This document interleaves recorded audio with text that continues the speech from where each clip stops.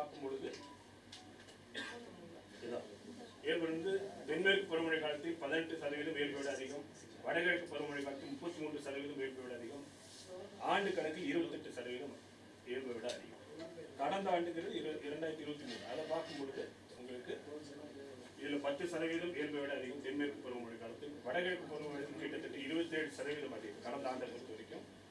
இந்த ஆண்டு நமக்கு வருஷத்துல ஃபுல்லாக பார்க்கும்பொழுது ஆனுவல் ரெயின்ஃபால் பார்க்கும்பொழுது 15% கடந்த ஆண்டை விட இந்த ஆண்டு அதிகம்.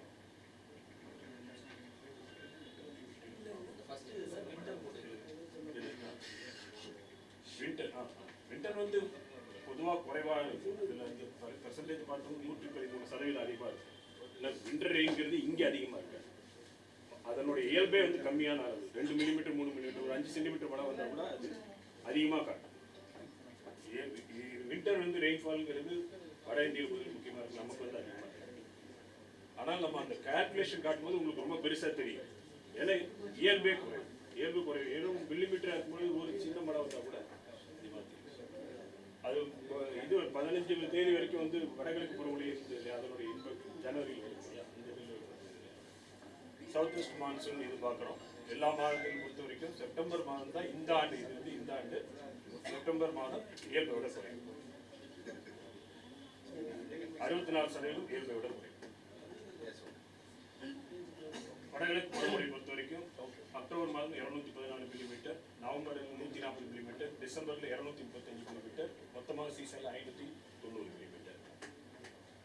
இயல்பை பொறுத்த வரைக்கும் இயல்பிலிருந்து விலகல் 25% அக்டோபரில் இயல்பை விட அதிகம், நவம்பரில் 20% இயல்பை விட குறைவு, டிசம்பரில் 164% இயல்பை விட அதிகம்.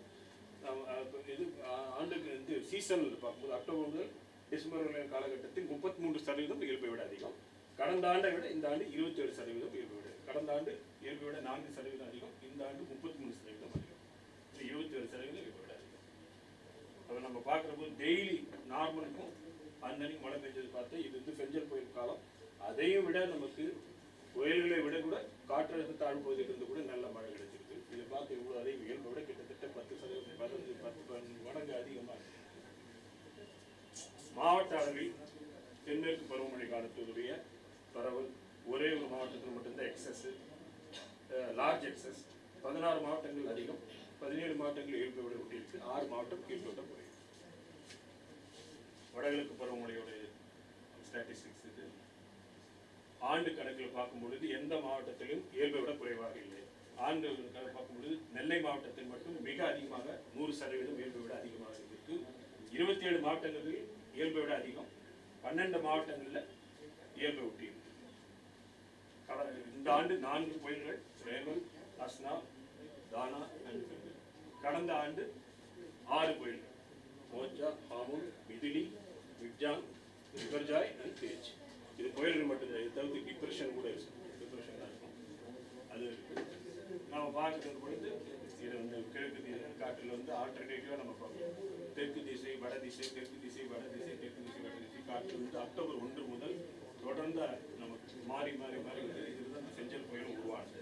அந்த காலகட்டத்துடைய எம்ஜிஓன்னு சொல்லக்கூடிய அது ஒரு நிகழ்வு. அந்த நிகழ்வில் நம்ம பார்க்குறோம். டிசம்பர் மாதத்தில் 15 தினங்கள் இருக்கு. அதுலேருந்து ஈஸ்டர் இவெண்ட் டெவலப். இப்போ எக்ஸ்டெண்டட் ரேஞ்சில் 9 ஜனவரி முதல் 16 ஜனவரி